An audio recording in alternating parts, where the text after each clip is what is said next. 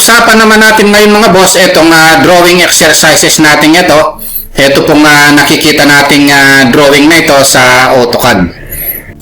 Dito mga boss, no, ang una natin gagawin, gagawa muna tayo ng center line, no, ng mga circle. No? So, gagawa lang tayo ng guideline, horizontal and vertical. At ito yung magiging sentro ng mga circle natin. No? So, ima-max properties ko lang para parehas yung line type. So, ang susunod ngayon, gagawin na natin yung mga circle dito muna sa gitna. No? So, kung titingnan natin, itong circle na ito sa loob, meron siyang radius na 20 mm. No? Magsi-circle tayo, click sa intersection. Pagkatapos, ang radius niya ay 20 mm. No? Tapos, ang susunod naman, itong circle na ito, meron naman siyang radius na 30 mm. No? Circle, click, tapos 30 mm. No? Ngayon, ang gagawin natin na i-max properties natin, parehas natin yung line type, no, dito sa mga guide natin. Pagkatapos, ito namang circle na nakapaikot na ito, yung butas, no, meron siyang diameter na 8 mm, 6 sila. No? So, gawin natin yung isa rito sa taas, circle tayo. Tapos, diameter niya, D for diameter, 8 mm. No? Sundan natin ito. Tapos, change ko na rin yung color, no? Bago ko i-array. Tapos, i-array na natin 1, 2, 3, 4, 5, 6. Anin yan. O, type natin AR. Tapos, polar. O, center natin dito. Number of items, 6 siya. Ayun, no? Then, enter lang natin. Ang susunod na gagawin natin, ito namang circle na ito, no? Itong circle na ito, meron siyang, kung titingnan natin, meron siyang radius na 40, no? Circle, radius is 40 mm, no? Ayun siya. So, pagkatapos nito, pwede na tayong gumawa ng circle dito sa taas naman, no? Kaya lang magmula rito hanggang doon, 60 mm yung distance ng center ng circle na yon, no? So, offset tayo ng 60 mm muna.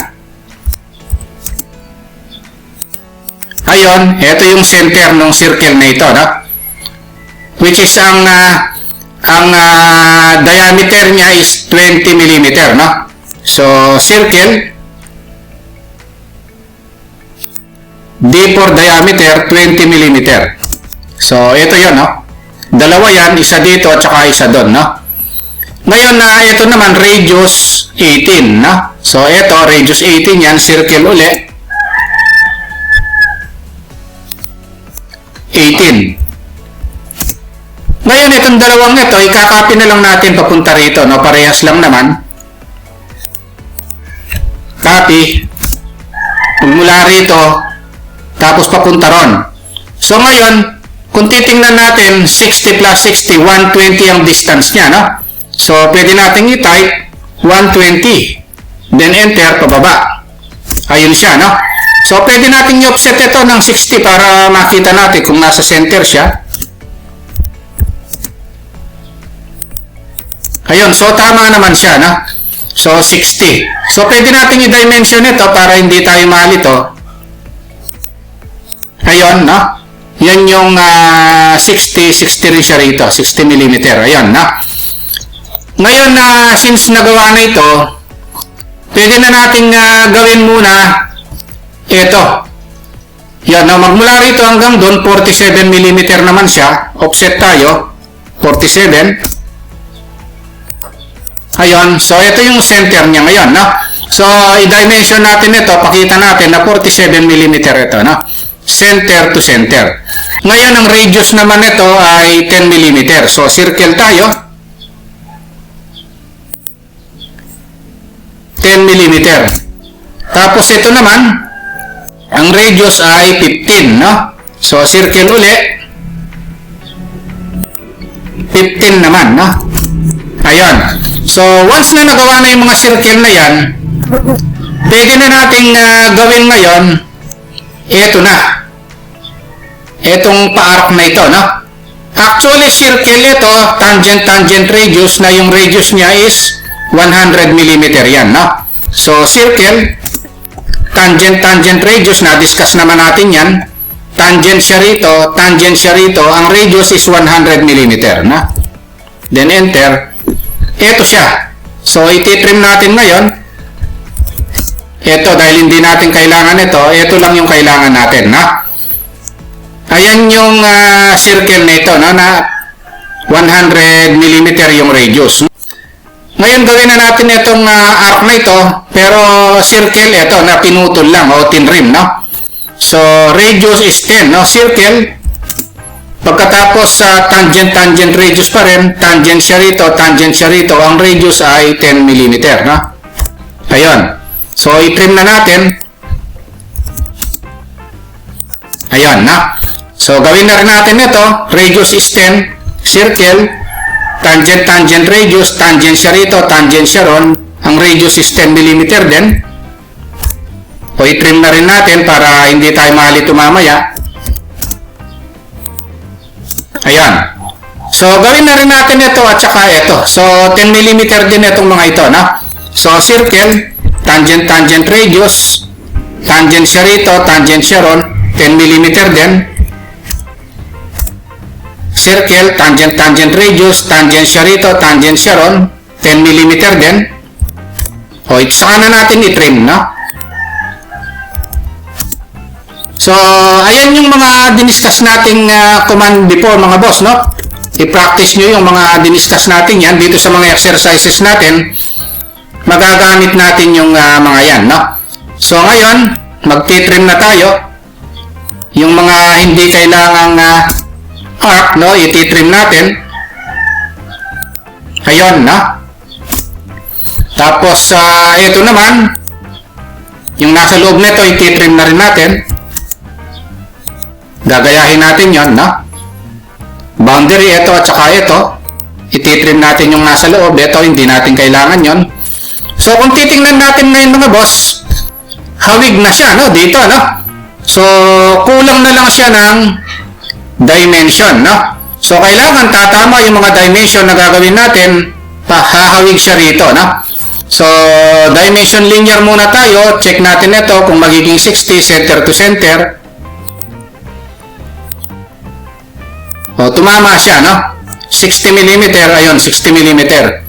Ito naman, ang diameter nito is 20 mm, no? So, dimension, diameter, ito. Ayun. So, diameter is 20. Dalawa yan. At saka yun, no? So, pwede natin i-edit na lang ito, no? Na-edit naman yan. Tapos, i-type natin 2 holes.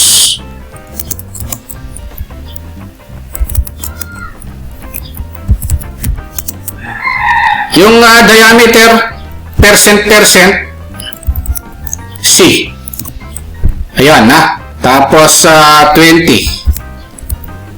Ayan yan. Ngayon, ito naman, ang radius ay 100 mm. Ayun, tumama siya, no? Radius nito, 10. O, tumama na naman siya. Parehas lang nito. Radius is 10 din, no? Tapos, ito naman, radius 10 din, no? Radius 15.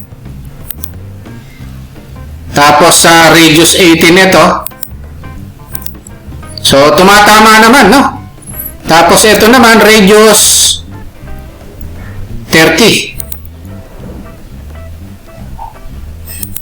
Ayan, na?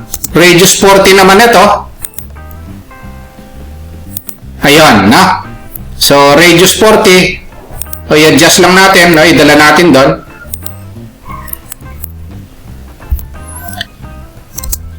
Ito naman, radius 20, no?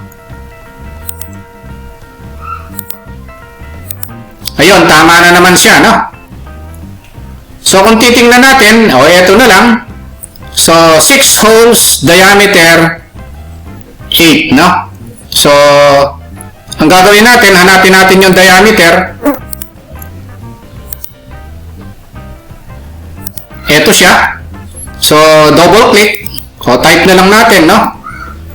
6 holes. Diameter 8. Ayan, no? 6 na butas. Yung diameter niya 8 mm. So, kung titingnan natin, yung mga dimension, i-check natin, no?